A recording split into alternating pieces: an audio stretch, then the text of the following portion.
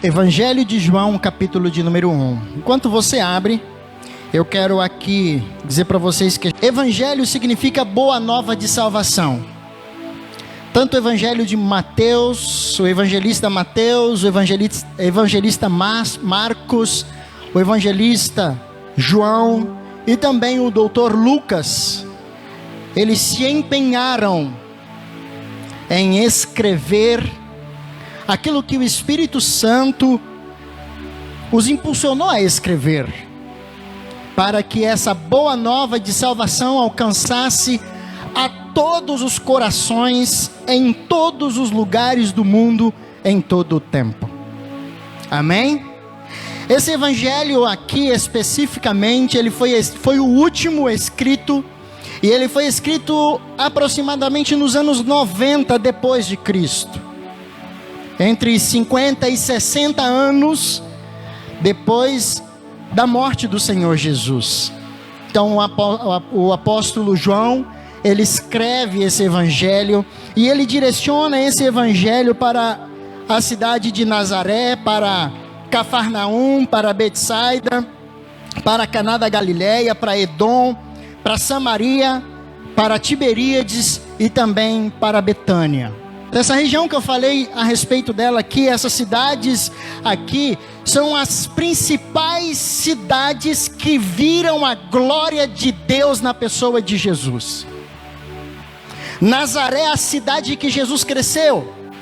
A região de Betânia é a região onde João Batista ele batizava, aonde primeiramente se ouviu falar a respeito do Senhor Jesus.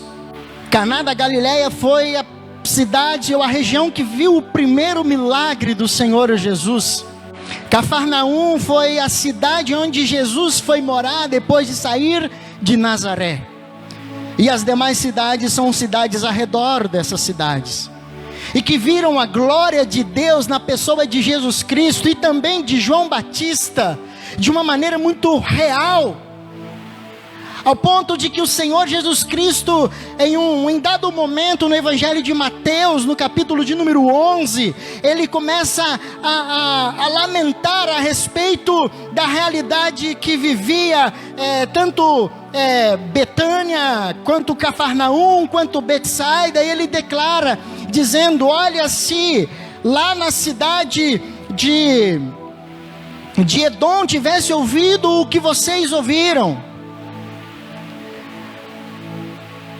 com certeza eles teriam se convertido.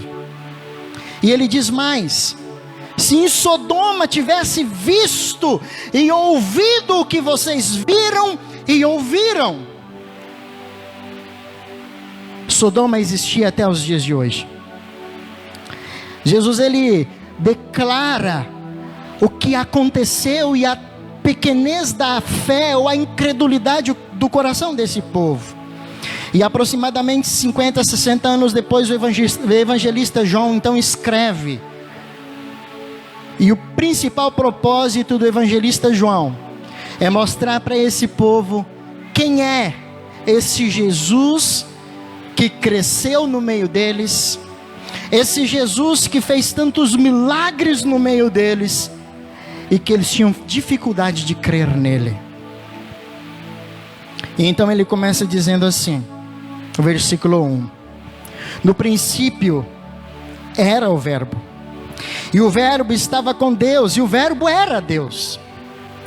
Ele estava no princípio com Deus. Todas as coisas foram feitas por intermédio dele, e sem ele nada do que foi feito se fez. A vida estava nele, e a vida era a luz dos homens. A luz resplandece nas trevas, e as trevas não prevaleceram contra ela. Houve um homem enviado por Deus, cujo nome era João. Este veio como testemunha para que testificasse a respeito da luz, a fim de todos virem a crer por intermédio dele. Ele não era a luz, mas veio para que testificasse da luz, a saber, a verdadeira luz que vinda ao mundo ilumina todo homem. O verbo estava no mundo, O mundo foi feito por intermédio dele, mas o mundo não o conheceu. Mas a todos quantos o recebeu, deu-lhes o poder de serem feitos filhos de Deus, a saber, os que creem no seu nome, os quais não nasceram do sangue, nem da vontade da carne, nem da vontade do homem, mas de Deus. E o Verbo se fez carne e habitou entre nós, cheio de graça e de verdade, e vimos a sua glória, glória como do unigênito do Pai. Ele escreve isso, e o propósito dele é iniciado aqui, deixando bem claro quem é esse Jesus, que eles não conseguiram crer nele, ao ponto de em dado momento a escritura descrever que Jesus estava pregando em uma sinagoga, e os seus próprios irmãos pedem para que ele saia de onde ele está, porque no coração deles Jesus estava gerando tumulto. E a escritura diz que os seus próprios irmãos não criam nele, ao ponto de em um outro momento, em uma outra circunstância, eles olham para ele e dizem: mas este aí não é o filho de José? Não vive entre nós os seus irmãos? E não creem nele. E agora vem João e escreve dizendo: quem é este? Agora vem João e inicia o seu evangelho dizendo exatamente quem é aquele que esteve no meio deles, e que eles questionaram sua existência e a realidade dos milagres que estavam acontecendo. E ele diz que este Jesus é Deus. E ele diz que junto com o Pai, desde a eternidade, ele é Deus. E ele inicia dizendo: no princípio era o Verbo. E a palavra-chave aqui é no princípio. Quando? Antes da fundação do mundo. Desde a eternidade ele é Deus, com o Pai e com o Espírito Santo. Ele é Deus. E João começa a demonstrar isso no primeiro versículo, dizendo a eles: olha, vocês tiveram no meio de vocês aquele que é Deus desde a eternidade. E para apontar isso ele diz: este ser era o Verbo de Deus. Ele estava com Deus e ele era Deus. Verbo, ação. Quando nós olhamos em Gênesis, na criação, nós encontramos dois verbos, e ainda no infinito. E disse Deus.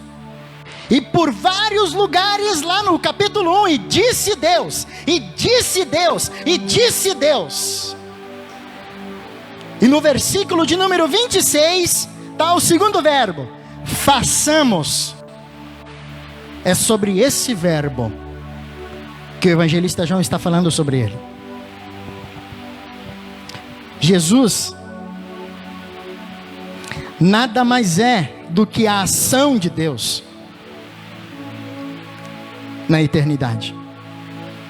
Deus dizia, Deus dava a ordem, e a ação de Jesus Cristo fazia existir o que nunca existiu. Porque o texto diz: sem ele nada do que foi feito se fez. E se ele é o verbo de Deus, e Deus dá ordem para existir, Jesus é a ação de Deus que faz existir aquilo que o Pai dá ordem para existir. E é exatamente sobre esse ser que o evangelista João está dizendo: olha, ele esteve no meio de vocês e vocês não o reconheceram. O versículo 2 diz: ele estava no princípio com Deus, todas as coisas foram feitas por intermédio dele, e sem ele nada do que foi feito se fez. Ele estava no princípio com Deus. E aí Jesus, em um dado momento, diz: não há profeta sem honra senão na sua casa. E quem é aquele que eles não honraram? E quem é aquele que eles não reconheceram? E quem é aquele que eles não se renderam? O Verbo de Deus, a ação de Deus, que sem Ele nada do que existiu e existe foi feito. E eles não o reconheceram.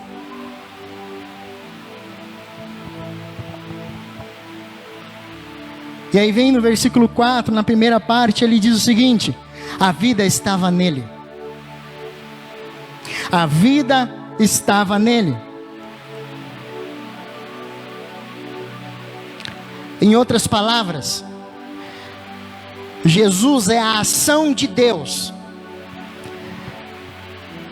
no barro, que faz se levantar e ser chamado alma vivente. E se eu e você hoje temos vida, é porque Jesus, no seu poder, na sua ação com o Pai e o Espírito, me fez e te fez ficar de pé. E Ele está dizendo para esse povo que é este ser, criador com o Pai, e que dá vida e sustentabilidade a todas as coisas que estavam no meio deles.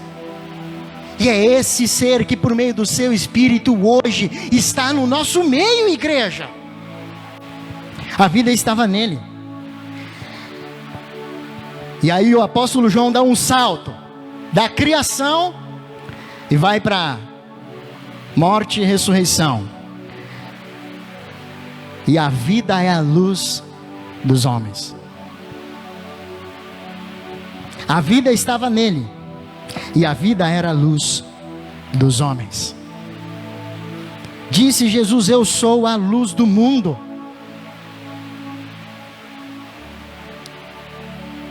Esse povo teve o privilégio de ter a luz no meio deles, teve o privilégio de tocar na luz, de ver milagres da luz, e não creram. E sabe, isso aqui ainda hoje serve para a realidade da igreja de Cristo na terra. Ele está no nosso meio. Você crê que Ele está no nosso meio por meio do seu Espírito? Se Ele está no nosso meio, e nós labutamos, e reclamamos, e lutamos, e nos queixamos, e das duas uma: ou nós não depositamos a nossa fé nele como esse povo, ou Ele não está conosco. Ou nós queremos fazer as coisas tudo pela força do nosso braço,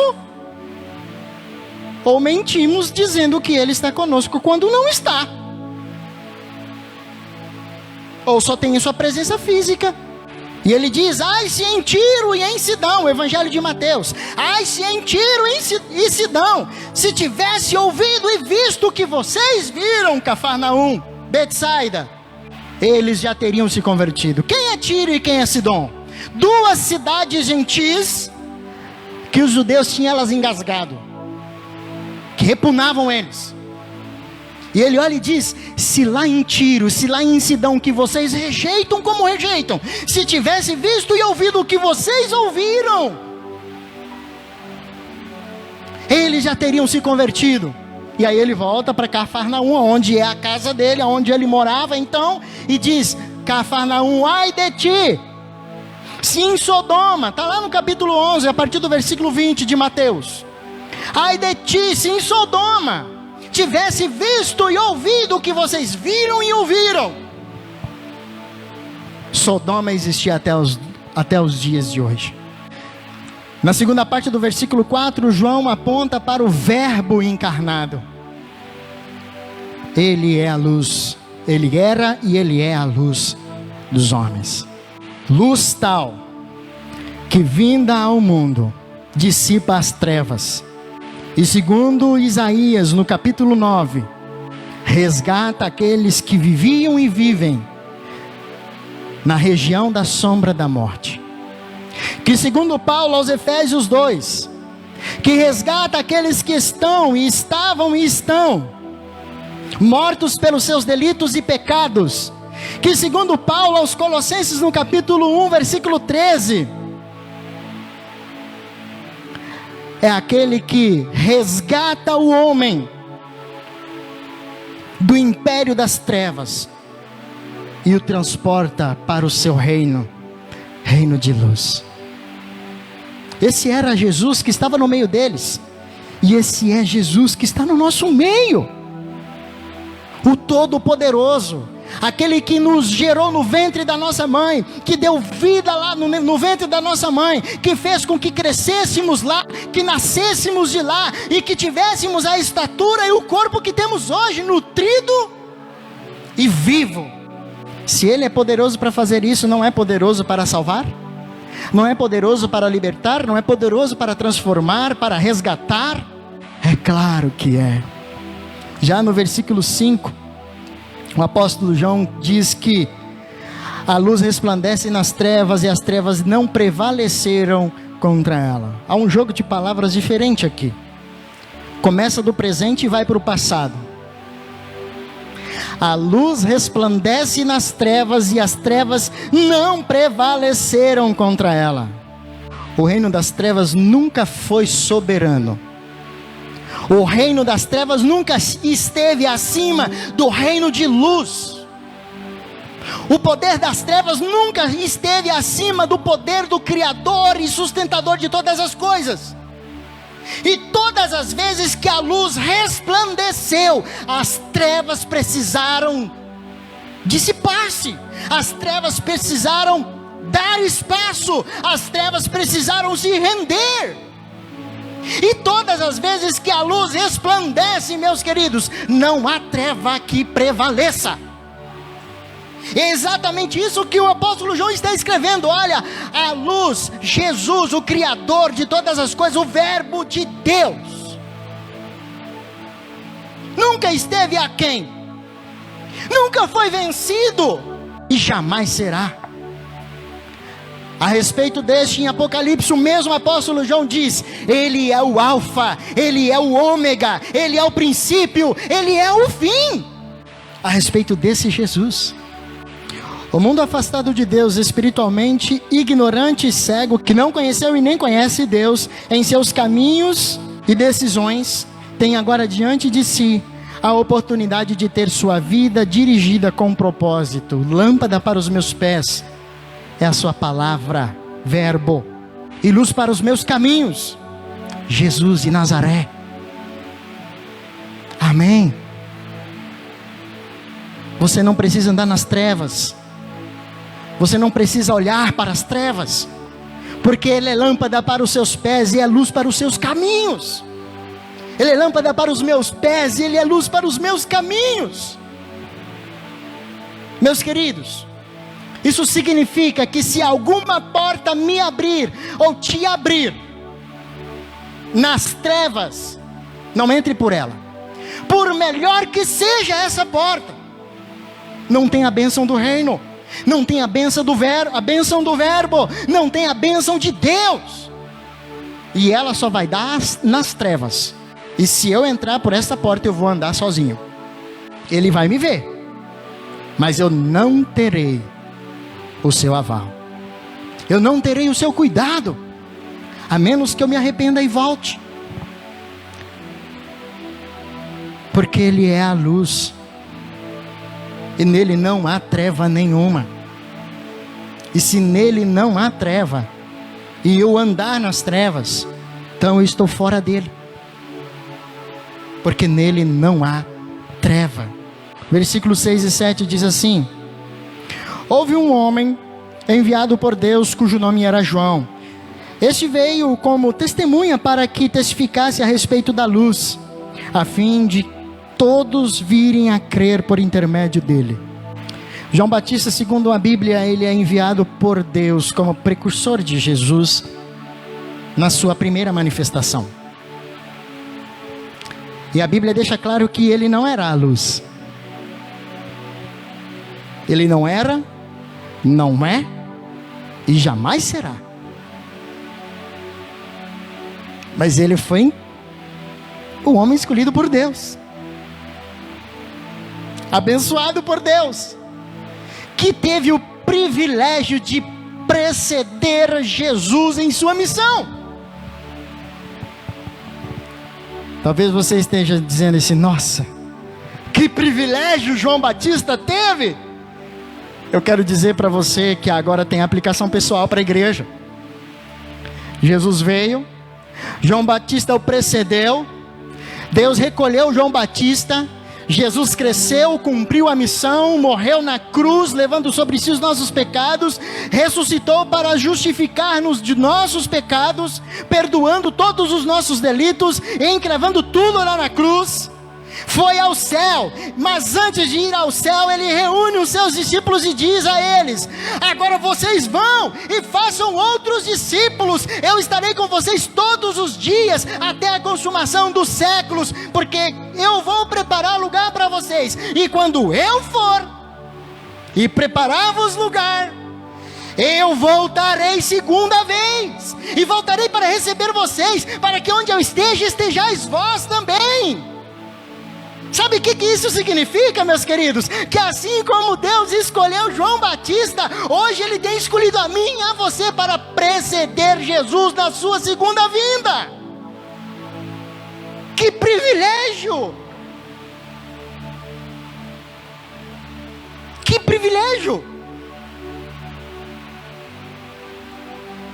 Testemunhas. Nós não somos a luz, como João Batista não era. Nós não somos, mas somos seu precursor no mundo. A partir de nós a luz brilha para aquele que está nas trevas. O apóstolo Pedro escreve que nós somos raça eleita, sacerdotes de Deus, nação santa, povo de propriedade dele, com o propósito de anunciar as virtudes dele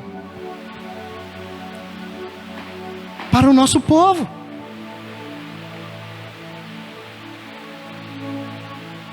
Com o propósito de dizer que estávamos nas trevas e fomos transportados para a luz. A mesma mensagem. A única coisa que muda, meus queridos, é o tempo e as circunstâncias. E em relação à pessoa de Jesus Cristo, antes da sua morte e depois dela. Versículo 8 e 9 diz: Ele não era a luz, mas veio para que testificasse da luz, a saber, a verdadeira luz que vinda ao mundo ilumina a todo o homem. O texto deixa claro que João não era a luz, mas que veio para testificar, para testemunhar a seu respeito. Todo aquele que pela fé se agarra a Cristo como sua luz pessoal, como salvação de Deus para esse mundo em trevas, esse é salvo da ira vindoura. Mas como ouvirão se não há quem pregue? E como pregarão se não forem enviados? Então, em nome de Jesus, igreja do Senhor, nós somos chamados para fora. Vão e falem para aqueles que estão ao seu redor, para o seu vizinho, para o seu amigo, para o seu companheiro de trabalho, que Jesus é a luz que pode mudar as trevas na vida dessas pessoas. Nós somos convidados a isso. O Espírito Santo habita em nós com esse propósito, ser testemunha de Deus. Já no versículo 10 e no versículo 11 ele diz: o verbo estava no mundo, o mundo foi feito por intermédio dele, mas o mundo não o conheceu. Veio para o que era seu, e os seus não o receberam. Ele veio e ele está aqui. O recebemos? Esse é um convite. O recebemos? O verbo estava no meio deles. O mundo foi feito por meio desse homem chamado Jesus. E eles não o reconheceram. Ao contrário, o igualaram a seus irmãos naturais. Não vive no nosso meio seus irmãos? A Bíblia não fala como era a atitude dos irmãos dele. Mas de uma coisa eu sei: a Bíblia diz que os irmãos dele não criam nele. Se nem os irmãos dele acreditam nele, por que nós vamos acreditar? Aí vem o texto dizendo: veio para o que era seu, para a sua casa, para o seu povo, mas nem a sua casa e nem o seu povo o receberam. Jesus todos os dias está dentro do nosso lar. Jesus todos os dias está à nossa mesa. Jesus todos os dias está ao lado da nossa cama. Jesus todos os dias está conosco no trabalho, andando pela rua, assentado, ao levantar. Por meio do seu Espírito, o Senhor todos os dias está em nós. Nós temos essa consciência, porque este povo não tinha. E então o apóstolo João escreve para eles dizendo: olha, este que esteve aí, ó, este é aquele que criou o mundo. E aquele que está conosco no trabalho, em casa, ao deitar ou levantar, assentado conosco na mesa, assistindo televisão, olhando o celular, fazendo qualquer outra coisa, é a mesma pessoa que estava lá com eles. A grande diferença é que antes da sua morte e ressurreição, eles puderam vê-lo. Antes da sua assunção, na verdade, porque até depois da ressurreição eles puderam vê-lo. E nós não. Mas a sua presença e poder é no mesmo nível, no nosso meio, no meio do povo de Deus, no meio da igreja do Senhor espalhado pela face da terra. E então ele vem no versículo 12 e 13 e diz: veio, no versículo de número 11, veio para o que era seu e os seus não o receberam. E aí no versículo 12 ele diz: mas a todos quantos o receberam, deu-lhes o poder de serem feitos filhos de Deus, a saber, os que creem no seu nome, os quais não nasceram do sangue, nem da vontade da carne, nem da vontade do homem, mas de Deus.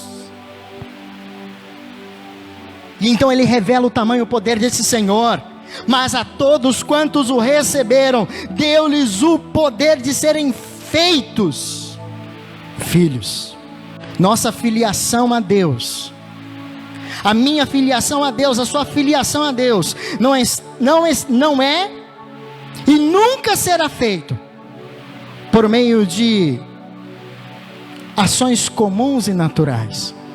A nossa filiação a Deus é feito por um processo sobrenatural e espiritual, por meio de Jesus Cristo. A todos quantos o receberam, a este teve o privilégio de receber o poder de ser feito filho. A estes não nasceram do sangue.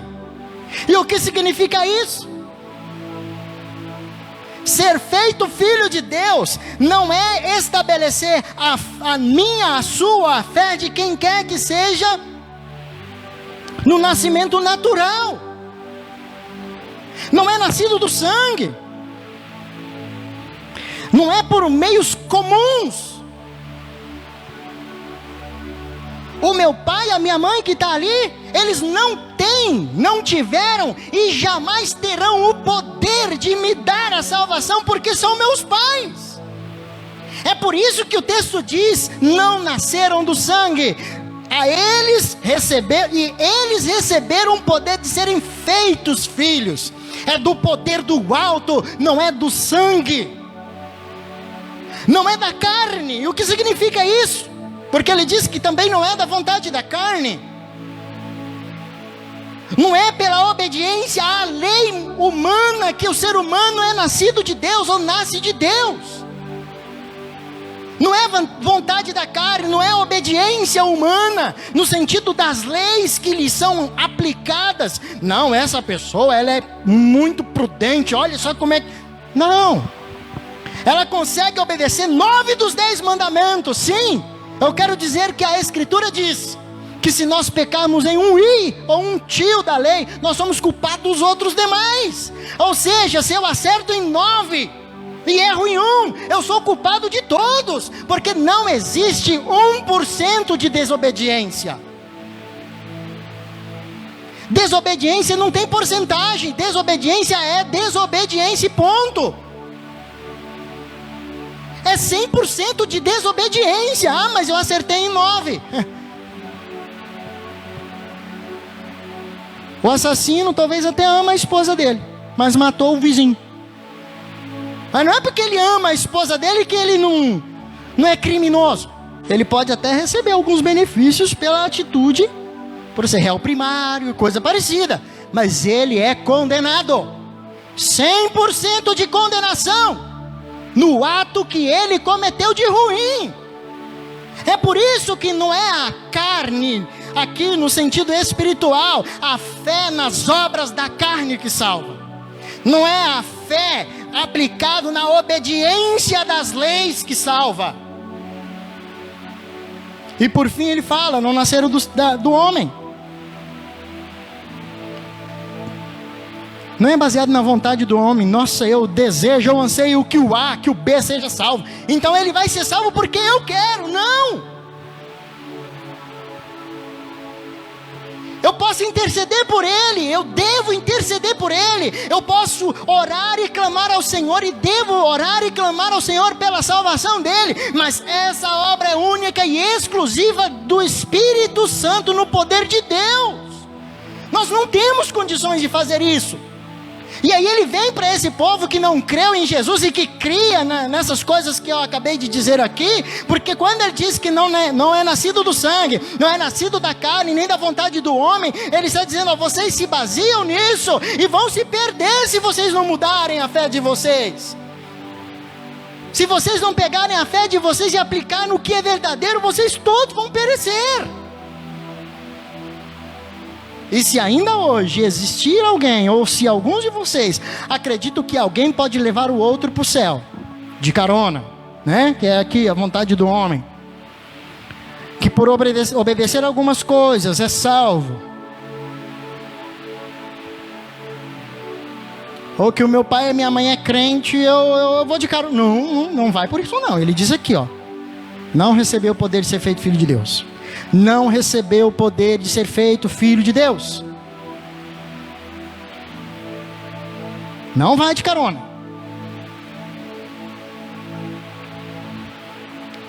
Recebe o poder de ser feito filho de Deus todo aquele que nele crê e o recebe. João, com esses versículos, está declarando que nenhum esforço ou obra humana, por melhor e mais rica que seja, é capaz de tornar alguém aceitável diante de Deus. Em outras palavras, ele está declarando que somente a obra de redenção na pessoa de Jesus Cristo é capaz de dar ao ser humano o direito de serem feitos filhos do Altíssimo, pois somente tal obra satisfez e satisfaz as exigências do Altíssimo, do Santo e Todo-Poderoso. Todo ser humano precisa crer no ato substitutivo de Cristo na cruz. O que vem a ser isso? Deus exigia derramamento de sangue, só que era sangue puro, sem mácula, sem ruga, sem pecado, em favor dos pecados. Quem de nós temos? Então Jesus veio como Cordeiro de Deus, santo, sem mácula, sem ruga, para tirar o pecado do mundo, e não somente pelos nossos próprios, mas pelos pecados do mundo inteiro. Então o que separa o homem, a mulher, aquele que crer, daquele que não crer? A fé. Única e exclusivamente a fé. Um crê que Jesus o substituiu, e o outro não crê que Jesus o substituiu. Só isso que separa. Um se rende a este Senhor soberano, Cristo de Deus, e o outro não se rende. É exatamente isso. É a única diferença. E lá no versículo 14 ele diz: E esse verbo se fez carne e habitou entre nós, cheio de graça e de verdade, e vimos a sua glória, glória como unigênito Filho de Deus. E ele dá a canetada, se nós podemos dizer, dizendo: olha, o único, o exclusivo, o perfeito Filho de Deus esteve no meio de vocês, tocou em vocês, falou com vocês, abençoou vocês, fez milagre no meio de vocês, e vocês não o reconheceram. Para que o homem tivesse e tenha a esperança de vida eterna, o verbo de Deus se tornou carne. A glória de Deus é percebida e vista pelos homens. A esperança surge em meio à escuridão e sombra da morte, como disse Isaías, trazendo vida a todo aquele que está perdido, sem Deus e sem salvação, morto em seus delitos e em seus pecados.